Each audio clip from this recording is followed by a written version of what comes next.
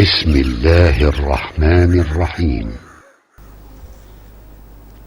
إن الحمد لله نحمده ونستعينه ونستغفره ونؤمن به ونتوكل عليه ونعوذ بالله من شرور أنفسنا ومن سيئات أعمالنا من يهده الله فلا مضل له ومن يضلل فلا هادي له وأشهد أن لا إله إلا الله وحده لا شريك له وأشهد أن سيدنا محمدا عبده ورسوله اللهم صل على محمد وعلى آل محمد كما صليت على إبراهيم وعلى آل إبراهيم وبارك على محمد وعلى آل محمد كما باركت على إبراهيم وعلى آل إبراهيم إنك حميد مجيد.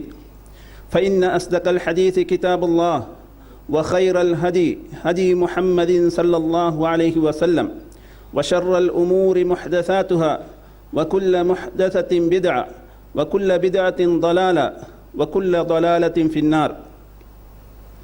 فقد قال الله تعالى في كتابه العزيز وفرقانه المجيد: أعوذ بالله من الشيطان الرجيم والفجر وليال عشر.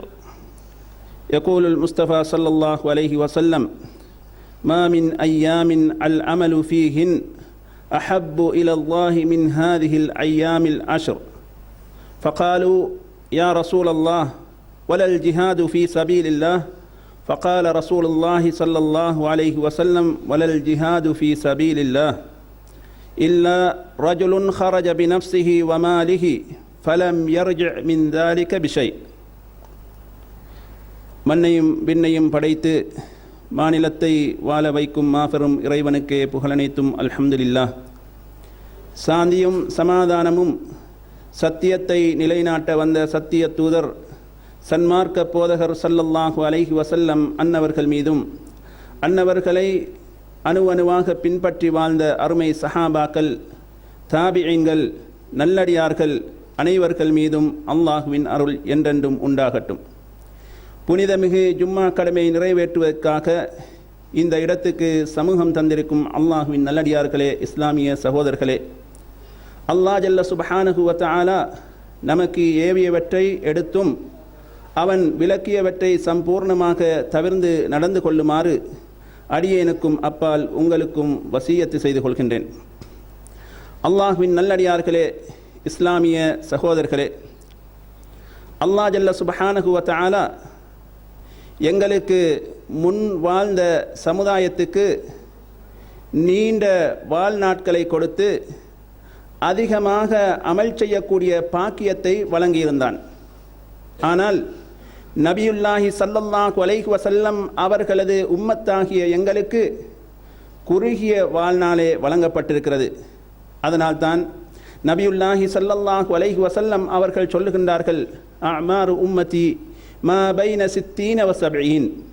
என்னுடைய உம்மத்தின் வாழ்நாள் 60க்கும் 70க்கும் இடைப்பட்ட காலம் என்று நபி ஸல்லல்லாஹு அலைஹி வஸல்லம் அவர்கள் சொல்லுகின்றார்கள்.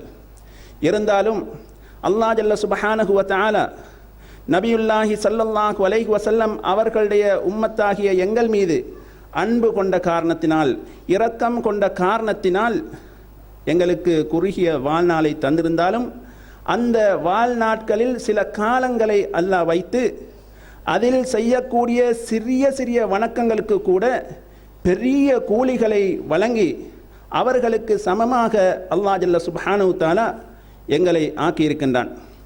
அதில் ஒன்றுதான் நாம் ஒவ்வொரு வருடமும் ரமலான் மாதத்திலே எதிர்பார்த்து இருக்கக்கூடிய லைலத்துல் கத்ர் என்று சொல்லக்கூடிய அந்த இரவு.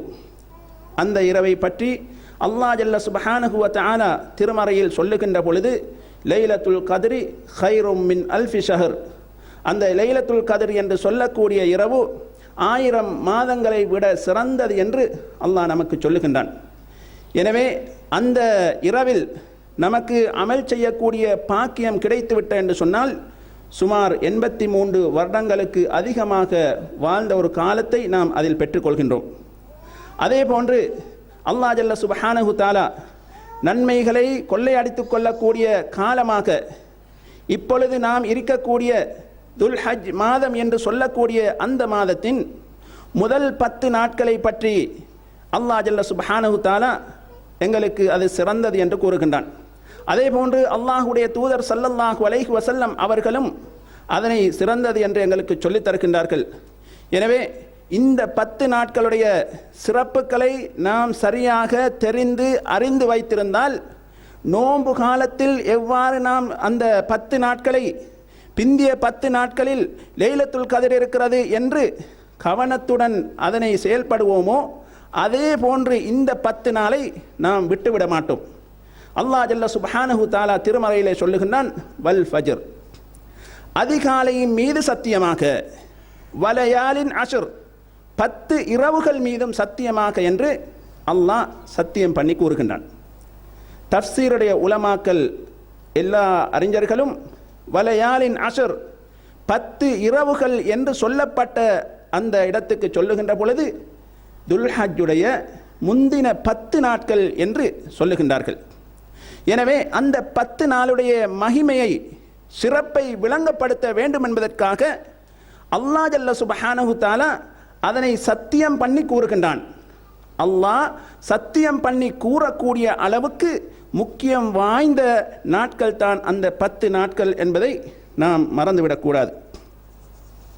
அதே போன்று நபியுல்லாஹி ஸல்லல்லாஹு அலைஹி வஸல்லம் அவர்கள் சொல்லுகின்றார்கள், இந்த நாட்களை பற்றி சொல்லுகின்ற பொழுது இந்த 10 நாட்களும் இந்த 10 நாட்களில் செய்யக்கூடிய வணக்கங்கள் ஏனைய நாட்களில் செய்யக்கூடிய வணக்கங்களை விட சிறந்தது என்று நபி ஸல்லல்லாஹு அலைஹி வஸல்லம் அவர்கள் சொன்ன பொழுது சஹாபாக்கள் கேட்கின்றார்கள், அல்லாஹ்வின் தூதரே, அல்லாஹ்வுடைய பாதையில் சென்று போர் செய்வதை விட இந்த நாட்கள் சிறந்ததா என்று கேட்டார்கள். அப்பொழுது நபி ஸல்லல்லாஹு அலைஹி வஸல்லம் அவர்கள் சொன்னார்கள், ஆம், ஆனால் ஒரு மனிதனை தவிர. அந்த மனிதன் தன்னுடைய பொருளாதாரம், உயிர் எல்லாத்துடனும் அந்த யுத்தத்திலே தியாகம் செய்யப்படுகிறார், கொலை செய்யப்படுகிறாரே, அவரை தவிர. யுத்தத்துக்கு போய் திரும்பி வருவாரே, அதைவிட இந்த நாட்களில் அமல் செய்வது சிறந்தது என்று நபியுல்லாஹி ஸல்லல்லாஹு அலைஹி வஸல்லம் அவர்கள் சொன்னார்கள். அதே போன்று அல்லாஹ் ஜல்ல சுப்ஹானஹு தஆலா இன்னும் ஒரு வசனத்திலே சொல்லுகின்றான், இந்த நாட்களை பற்றி சொல்லுகின்ற பொழுது வயத்குரு ஸ்மல்லாஹி ஃபீ அய்யாமின் மஅலூமாத், அறியப்பட்ட இந்த நாட்களில் அல்லாஹுடைய திருநாமங்களை கூறி அவர்களுக்கு வழங்கப்பட்ட அந்த மிருகங்களை அறுப்பார்கள் என்று அல்லாஹ் சொல்லுகின்றான். எனவே அறியப்பட்ட அந்த நாட்கள் என்று இந்த வசனத்திலே அல்லாஹ் சொல்வது இந்த துல்ஹஜ்ஜுடைய முந்திய 10 நாட்கள் என்பதாகும். அதே போன்று இந்த நாளுக்கு இருக்கக்கூடிய சிறப்புகளில் ஒன்றுதான், அந்த நாளிலே அல்லாஹ் ஜல்ல சுப்ஹானஹு வ தஆலா அந்த 10 நாட்களில் ஒரு நாளை வைத்திருக்கின்றான். அந்த நாள் தான் அரஃபா என்று சொல்லக்கூடிய நாள். எனவே அந்த நாளில் அல்லாஹ் ஜல்ல சுப்ஹானஹு வ தஆலா வளமையாக ஒவ்வொரு நாள் இரவும் பிந்திய பகுதியில் கீழ்வானத்துக்கு இறங்கக்கூடிய ரப்புல் ஆலமீன் அன்றைய தினம் அரஃபா தினத்திலே அல்லாஹ் ஜல்ல சுப்ஹானஹு தஆலா கீழ்வானத்துக்கு இறங்கி வருகின்றான்.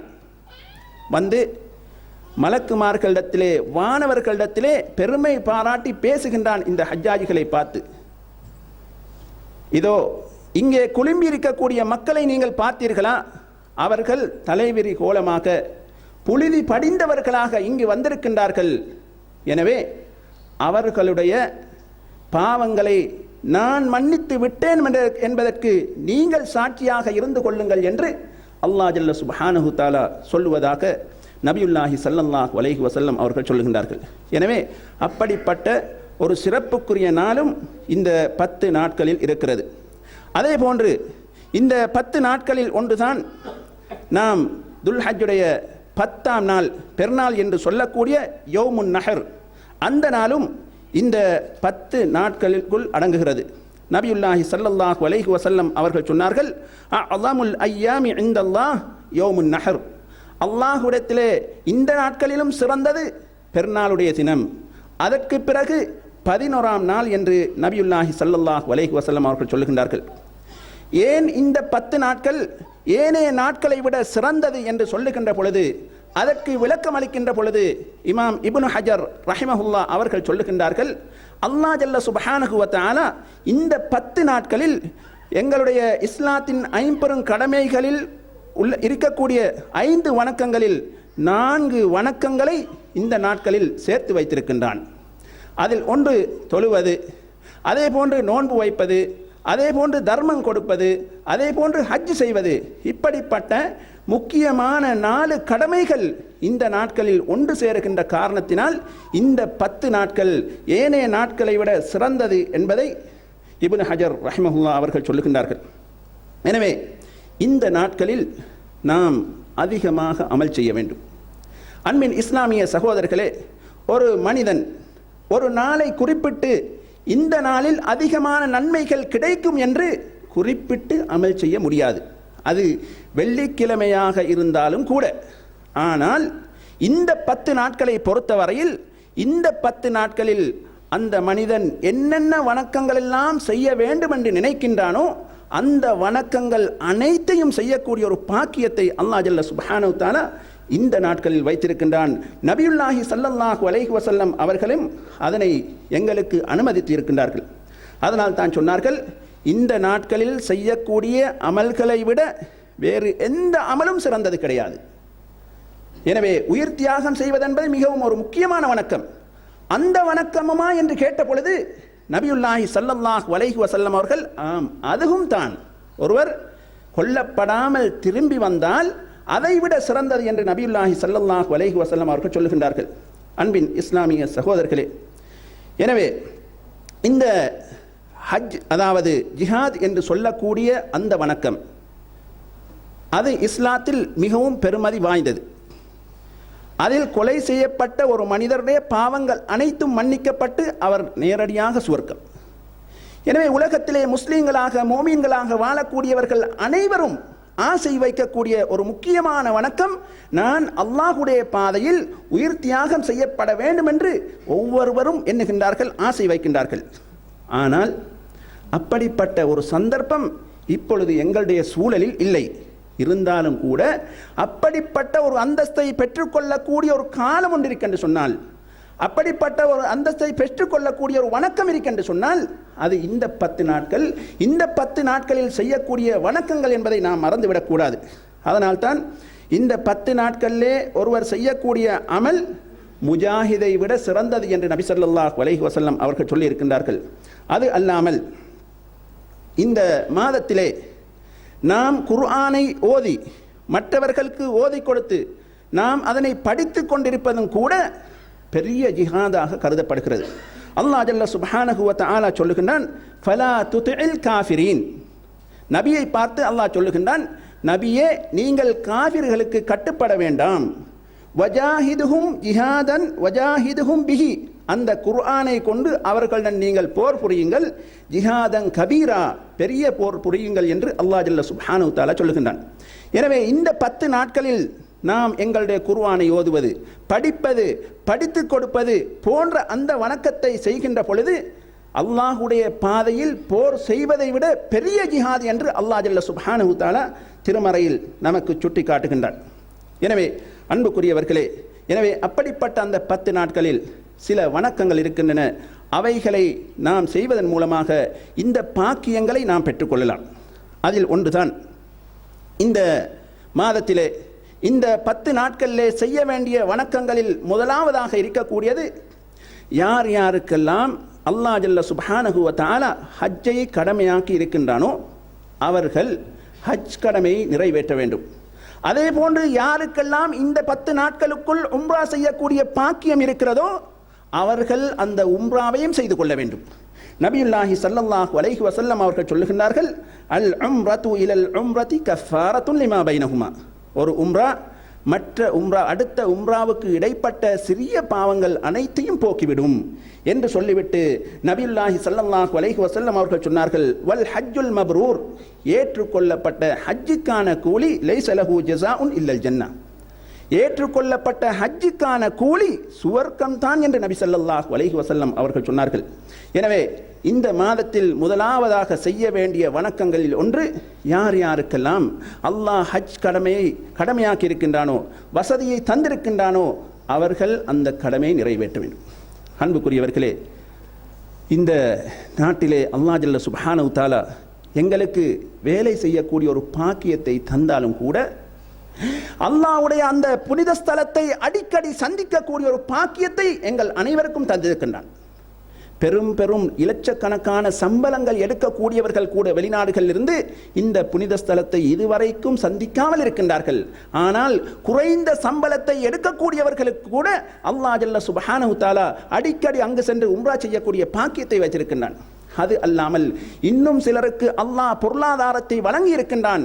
அவர்கள் மீது ஹஜ் எத்தனையோ வருடங்களுக்கு முன்னால் கடமையாகிவிட்டது, நான் அடுத்த வருஷம் செய்வேன், அடுத்த வருடம் செய்வேன் என்று சொல்லி அவர்கள் பிற்படுத்திக் கொண்டே இருக்கின்றார்கள். எனவே அன்புக்குரியவர்களே, முதலாவது நாம் இந்த மாதத்தில் செய்ய வேண்டிய முதலாவது வணக்கம் ஹஜ் கடமையாக இருக்கிறது. அதே போன்று இன்னும் நாம் இந்த மாதத்திலே செய்ய வேண்டிய அடுத்த வணக்கங்கள் ஒன்றுதான் நாம் நோன்பு வைப்பது. ஏனென்று சொன்னால் இந்த 10 நாட்களில் முதல் நாளிலிருந்து 10ஆம் நாள் வரைக்கும் நான் நோன்பு வைக்கலாம். 9ஆம் நாள் மாத்திரம்தான் நோன்பு வைக்க வேண்டும் என்று கிடையாது. காரணம், இந்த நாட்களில் செய்யக்கூடிய எல்லா அமல்களுக்கும் பெரிய கூலி இருப்பதாக நபி அவர்கள் சொல்லி இருக்கின்றார்கள். அதில் குறிப்பாக நோன்பை பொறுத்தவரையில் அல்லாஹ் ஜல்ல சுப்ஹானஹு தஆலா சொல்லுகின்றான், ஆதமுடைய மகன் செய்யக்கூடிய எல்லா வணக்கங்களும் அவனுக்குரியது, நோன்பை தவிர நோன்பு மாத்திரம் அது எனக்குரியது என்று அல்லாஹ் அந்த வணக்கத்தை அவனுடன் தொடர்புபடுத்தி கூறுகின்றான். அந்த அளவுக்கு சிறப்பு வாய்ந்த ஒரு வணக்கம் தான் நோன்பு. அது எனக்குரியது, நானே அதற்கு கூலி வழங்குகின்றேன் என்று அல்லாஹ் ஜல்ல சுப்ஹானஹு தஆலா சொல்லுகின்றான். அதே போன்று அந்த 9 நாட்களில் நாம் நோன்பு வைப்பது சுன்னத்தாக இருக்கிறது. ஆனால் குறிப்பாக 9ஆம் நாள் அரஃபா தினத்தில் நோன்பு வைப்பது மிகவும் சிறந்ததாக இருக்கிறது. நபியுல்லாஹி ஸல்லல்லாஹு அலைஹி வஸல்லம் அவர்கள் சொன்னார்கள், நாம் அரஃபா தினத்திலே வைக்கக்கூடிய அந்த நோன்பின் மூலமாக அல்லாஹ் முன் பின் 2 வருடங்களுக்குரிய பாவங்களை அல்லாஹ் மன்னிப்பான் என்பதை நபி ஸல்லல்லாஹு அலைஹி வஸல்லம் அவர்கள் சொன்னார்கள். அதே போன்று நாம் செய்யக்கூடிய வணக்கங்கள் இன்னும் ஒன்றுதான் வளமையாக செய்து வரக்கூடிய 5 நேர தொழுகை. எல்லோரும் தொழுகின்றார்கள், ஆனால் பள்ளியிலே இக்காமத்து சொல்லப்படுகிறது, இவர்கள் வீட்டில் தொழுகின்றார்கள் அல்லது பிந்தி போய் 2வது ஜமாத்தாக தொழுகின்றார்கள். எனவே அன்புக்குரியவர்களே, இந்த குறிப்பிட்ட இந்த 10 நாட்களில் நாம் அவ்வல் ஜமாத்தாக இருந்து இமாமுடன் சேர்ந்து தொழக்கூடிய மக்களாக இருக்க வேண்டும். அதிலும் குறிப்பாக அல்லாஹ் ஜல்ல சுப்ஹானஹு தஆலா 10 நாட்களை கொண்டு சத்தியம் பண்ணி கூறுவதற்கு முன்னால் வல் ஃபஜ்ர், ஃபஜ்ர் தொழுகை மீது சத்தியமாக என்று, அதிகாலை மீது சத்தியமாக என்று அல்லாஹ் சத்தியம் பண்ணி கூறக்கூடிய அளவுக்கு மிகவும் முக்கியம் வாய்ந்த, எல்லோரும் கவனஈனமாக இருக்கக்கூடிய ஒரு தொழுகை தான் ஃபஜ்ர் தொழுகையாக இருக்கின்றது. எனவே ஒரு பள்ளியில் அதிகமான மக்கள் இருக்கக்கூடிய ஒரே ஒரு நேரம் என்று சொன்னால் அது சுபஹ் தொழுகையாக இருக்க வேண்டும். காரணம், எல்லோரும் தங்களுடைய வேலைகளுக்கெல்லாம் சென்று விட்டு திரும்பி வந்து அவர்களுடைய வீடுகளிலே தங்குகின்றார்கள். எனவே அதிகாலையில் சுபஹ் தொழுகையில் தான் ஒரு பள்ளியிலே அதிகமான மக்கள் இருக்க வேண்டும். ஆனால் இன்று மக்களுடைய நிலை என்னவென்று சொன்னால், சுபஹ் தொழுகைக்குத்தான் ஆக குறைந்த நிலையில் நாம் மக்களை காணுகின்றோம். ஒரு சஃப்ல அறவாசிக்கு இருப்பார்கள். எனவே அன்புக்குரியவர்களே, நாம் குறிப்பாக இந்த 10 நாட்களில் தொழுகையை முழுமையாக பேணி தொழுவதுடன் இந்த ஃபஜ்ர் தொழுகையும் நாம் ஜமாத்துடன் தொழுவதற்கு முயற்சி செய்ய வேண்டும். அதே போன்று இந்த ஹதீஸின் இறுதி பகுதியிலே நபியுல்லாஹி ஸல்லல்லாஹு அலைஹி வஸல்லம் அவர்கள் சொல்லுகின்றார்கள், ஃபஅக்ஸிரு ஃபீஹின்ன மினத் தஹ்லீல், அந்த நாட்களில் நீங்கள் அதிகமாக லா இலாஹ இல்லல்லாஹ் சொல்லுங்கள், அதே போன்று அல்லாஹு அக்பர் சொல்லுங்கள், அல்ஹம்துலில்லாஹ் சொல்லுங்கள், சுப்ஹானல்லாஹ் சொல்லுங்கள் என்று நபியுல்லாஹி ஸல்லல்லாஹு அலைஹி வஸல்லம் அவர்கள் நமக்கு சொல்லித் தருகின்றார்கள். அடுத்ததாக இந்த மாதத்தில் நாம் செய்ய வேண்டிய இன்னும் ஒரு வணக்கம், பொதுவாக எல்லா காலங்களிலும் செய்யக்கூடிய வணக்கங்களாக இருந்தாலும் இந்த வணக்கங்களை நாம் இந்த காலங்களில் செய்கின்ற பொழுது அதிகமான நன்மைகளை பெற்றுக்கொள்ள முடியும். அப்படிப்பட்ட ஒரு வணக்கங்களில் இன்னும் ஒன்றுதான் நாம் தர்மம் கொடுப்பது. அன்புக்குரியவர்களே, இந்த தர்மத்தை பற்றி நபியுல்லாஹி ஸல்லல்லாஹு அலைஹி வஸல்லம் அவர்கள் சொல்லுகின்ற பொழுது, மா நகஸத் ஸதகத்தும் மிம்மால், தர்மம் கொடுப்பதன் மூலமாக அவருடைய பொருள் குறைந்து விட மாட்டாது என்று நபி ஸல்லல்லாஹு அலைஹி வஸல்லம் அவர்கள் சொல்லிவிட்டு, வமா ஸாதல்லாஹு அப்தன் பிஅஃவின் இல்லா இஸ்ஸா, ஒரு மனிதன் இன்னொரு மனிதனை மன்னித்து விட்டான் என்று சொன்னால் அல்லாஹ் அந்த மனிதனுக்கு உயர்வை கொடுக்கின்றான், அவனை கண்ணியப்படுத்துகின்றான் என்று நபியுல்லாஹி ஸல்லல்லாஹு அலைஹி வஸல்லம் அவர்கள் சொல்லுகின்றார்கள். நபியுல்லாஹி ஸல்லல்லாஹு அலைஹி வஸல்லம் அவர்கள் பொருளாதாரத்தை பற்றி சொல்லுகின்ற பொழுது இந்த செய்தியையும் சொல்லுகின்றார்கள். காரணம், இந்த பொருள் சம்பந்தப்பட்ட விடயத்தில் தான் குடும்பங்கள் கூட சண்டை பிடிக்கக்கூடியவர்களாக, பிரிந்து செல்லக்கூடியவர்களாக இருக்கின்றார்கள், விட்டு கொடுக்கும் மனப்பான்மை இல்லாதவர்களாக இருக்கின்றார்கள். சொந்த பந்தமாக இருந்தாலும் உற்றார்களாக இருந்தாலும் சொத்துக்களை பிரிக்கின்ற பொழுது அவர்களுக்கு மத்தியிலே ஷைத்தான் வந்து பிளவை ஏற்படுத்தி அவர்கள் பிரிந்து விடுவதை பார்க்கின்றோம். அதனால் நபி ஸல்லல்லாஹு அலைஹி வஸல்லம் அவர்கள் சொல்லுகின்றார்கள், ஒரு மனிதன் மன்னித்து விட்டான் என்று சொன்னான், அவனுடைய மன்னிப்புக்காக அல்லாஹ் அவரை கண்ணியப்படுத்துகின்றான் என்று நபி ஸல்லல்லாஹு அலைஹி வஸல்லம் அவர்கள் சொல்லிவிட்டு, எந்த ஒரு மனிதன் அல்லாஹ்வுக்காக பணிந்து நடக்கிறாரோ அவரை அல்லாஹ் உயர்த்தி விடுகின்றான் என்று நபி ஸல்லல்லாஹு அலைஹி வஸல்லம் அவர்கள் சொல்லுகின்றார்கள். அதே போன்று எங்களில் சிலர் நினைக்கலாம், இவ்வாறு தர்மம் கொடுப்பதற்கு நாம் பெரிய பெரிய சம்பளங்கள் எடுக்கவில்லை, நாம் எடுப்பதோ ஒரு 500 ரியால் அல்லது 800 ரியாலா தான் இருக்கிறது, இதில் எவ்வாறு நாம் தர்மம் கொடுப்பது என்று சிலர் நினைக்கலாம். அப்படி கிடையாது. நபியுல்லாஹி ஸல்லல்லாஹு அலைஹி வஸல்லம் அவர்கள் சொல்லுகின்றார்கள், சபக திர்ஹமுன் மிஅத அல்ஃபி திர்ஹமின், ஒரு திர்ஹம் 1,00,000 திர்ஹத்தை முந்திவிட்டது என்று நபி ஸல்லல்லாஹு அலைஹி வஸல்லம் அவர்கள் சொன்னார்கள். அப்பொழுது சஹாபாக்களுக்கு ஒரு சந்தேகம், எப்படி அது ஒரு திர்ஹம் 1,00,000 திர்ஹத்தை எவ்வாறு முந்த முடியும் என்று நினைத்த பொழுது நபி ஸல்லல்லாஹு அலைஹி வஸல்லம் அவர்கள் சஹாபாக்களுக்கு விளக்கம் சொன்னார்கள். ஒரு மனிதரிடத்திலே 2 திர்ஹம்கள் இருக்கின்றன, அதில் ஒன்றை அவர் தர்மமாக கொடுத்து விடுகிறார், இன்னும் ஒரு வருடத்திலே எண்ணிக்கையற்ற அளவுக்கு திர்ஹங்கள் இருக்கின்றன, அதில் ஒரு பகுதியை 1,00,000 திர்ஹத்தை அவர் தர்மமாக கொடுக்கின்றார். ஏற்கனவே 2 திர்ஹங்கள் இருந்து 1 திர்ஹம் கொடுத்தவர் தன்னுடைய சொத்தில் பாதி பங்கை கொடுத்த நன்மை அவருக்கு கிடைக்கிறது, அவரோ இருக்கக்கூடிய சொத்தில் ஒரு சிறிய பகுதியை தான் கொடுத்தார் என்று நபி ஸல்லல்லாஹு அலைஹி வஸல்லம் அவர்கள் சொன்னார்கள். அதே போன்றுதான் நபியுல்லாஹி ஸல்லல்லாஹு அலைஹி வஸல்லம் அவர்கள் சொன்னார்கள், இத்தகுன்னார வலவு பிஷிக்கி தம்ரத்தின், ஒரு ஈத்தப்பல கீத்தை ஏனும் கொடுத்து நீங்கள் நரகை அஞ்சிக் கொள்ளுங்கள் என்று சொன்னார்கள். அன்புக்குரியவர்களே, இந்த கீத்து என்பது எப்பொழுது வரும் என்று சொன்னால் பாதி இருந்தால் தான் கீத்து வரும். எனவே அந்த அளவுக்கு குறைந்த அளவு எங்களிடத்தில் இருந்தாலும் அதில் ஒரு சிறிய பகுதியை நாம் கொடுக்கக்கூடியவர்களாக இருந்தால் அல்லாஹ் ஜல்ல சுப்ஹானஹு வ தஆலா எங்களுக்கு நன்மைகளை வழங்கக்கூடியவனாக இருக்கின்றான்.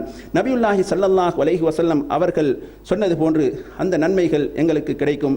எனவே இந்த மாதத்தில் அதிகமாக நன்மைகளை செய்து நல்ல பாக்கியத்தை பெற்றுக்கொள்ளக்கூடிய மக்களாக அல்லாஹ் நம் அனைவரையும் ஆக்குவானாக. வ ஆகிரு தாவானா அல்ஹம்துலில்லாஹி ரப்பில் ஆலமீன்.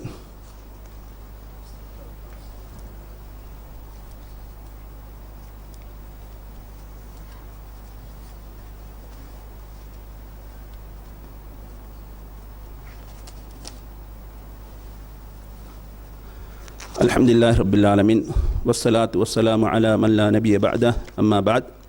அன்புக்குரிய இஸ்லாமிய சகோதரர்களே, நாம் முதல் ஹுத்பா பிரசங்கத்தில் இந்த முந்தின 10 நாட்களுக்கு இருக்கக்கூடிய சிறப்புகள் என்ன, அந்த நாட்களில் நாம் செய்ய வேண்டிய வணக்கங்கள் என்ன என்பவற்றை நாம் பார்த்தோம். இப்பொழுது இறுதியாக இந்த மாதத்தில் செய்ய வேண்டிய இன்னும் ஒரு வணக்கங்களில் ஒன்றுதான் நாம் உலுஹியா என்று சொல்லக்கூடிய அந்த கடமையை நாம் நிறைவேற்றுவது.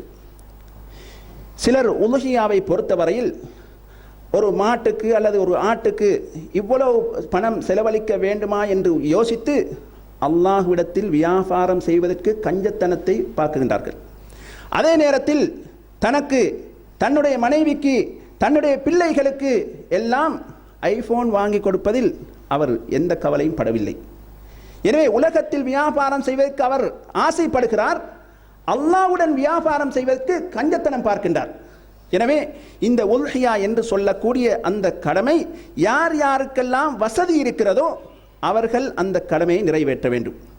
எனவே உல்ஹியா என்று சொல்லக்கூடியது அதாவது ஆடு, மாடு, ஒட்டகங்களிலிருந்து அல்லாஹ்வுக்காக அறுத்து கொடுக்கப்படக்கூடிய ஒன்று.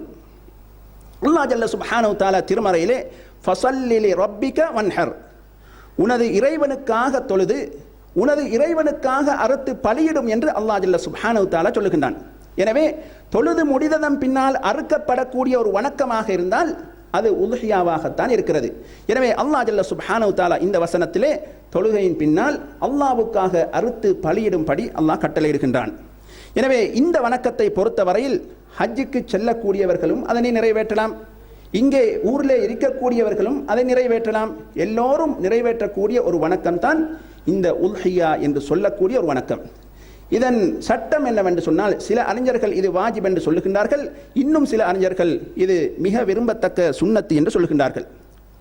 அதாவது இதனுடைய சிறப்புகளை பற்றி நாம் பார்க்கின்ற பொழுது, நபியுல்லாஹி ஸல்லல்லாஹு அலைஹி வஸல்லம் அவர்களுடைய காலத்தில் ஒரு மனிதர் தனக்காகவும் தன்னுடைய குடும்பத்தினருக்காகவும் ஒரு ஆட்டை அறுத்து கொடுப்பார், அவரும் அதிலிருந்து சாப்பிடுவார், மற்றவர்களுக்கும் அதை சாப்பிட கொடுப்பார் என்ற செய்தி இப்னு மாஜாவிலே திருமதியிலே பதிவாகி இருக்கின்றது.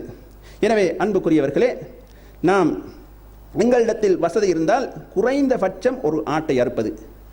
ஒரு வீட்டு தலைவர் ஒரு ஆட்டை அறுக்கின்ற பொழுது அவர் உட்பட அவர் யாருக்கெல்லாம் செலவு செய்கிறாரோ அவர்கள் எல்லோருக்கும் அந்த கூலி கிடைத்துவிடும்.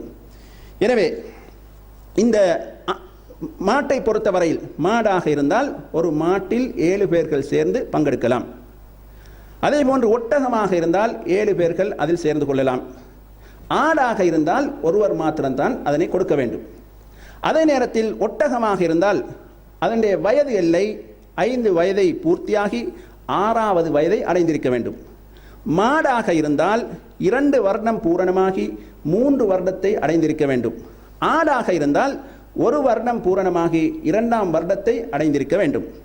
நபியுல்லாஹி ஸல்லல்லாஹு அலைஹி வஸல்லம் அவர்களுடைய காலத்திலே ஒரு சஹாபி என்ன செய்தார் என்று சொன்னால், புகாரியிலே பதிவாகியுள்ள செய்தி, அவர்கள் ஹஜ் பெருநாள் தொழுகைக்கு முன்னால் ஆட்டை அறுத்து அவரும் எடுத்துக்கொண்டு பக்கத்தில் இருக்கக்கூடிய அதாவது உறவினர்களுக்கும் கொடுத்து விட்டார். நபியுல்லாஹி ஸல்லல்லாஹு அலைஹி வஸல்லம் அவர்களிடத்தில் வந்து பெருநாள் தொழுகை முடிந்ததன் பின்னால் சொல்லுகிறார், நபி அவர்களே, என்னிடத்தில் ஒரு ஆடு இருந்தது, அதனை அறுத்து நானும் எடுத்துக்கொண்டு பக்கத்து வீட்டார்களுக்கும் நான் கொடுத்தேன் என்று சொன்னார். அப்பொழுது நபியுல்லாஹி ஸல்லல்லாஹு அலைஹி வஸல்லம் அவர்கள் சொன்னார்கள், அது உதுஹியா கிடையாது, அது ஒரு சதக்கா என்று சொன்னார்கள்.